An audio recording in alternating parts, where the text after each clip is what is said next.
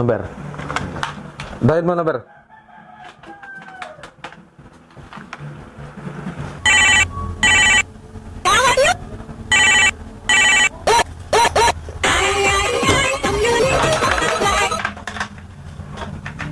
Hello? Ikaw bang asawa ng babaeng ito? Sara Landityo. Ayan nga, asawa ko nga yan. Eh kung gano'n, tabusin mo sa akin ng 1,000,000 ng asawa mo. Anong mahal naman 1,000,000? Wala, saan ka naman kukuha lang? Kung hindi, ay hindi mo na maabot ang buhay aray. Hindi ko natutubusin yung asawa ko yan. Inyo na.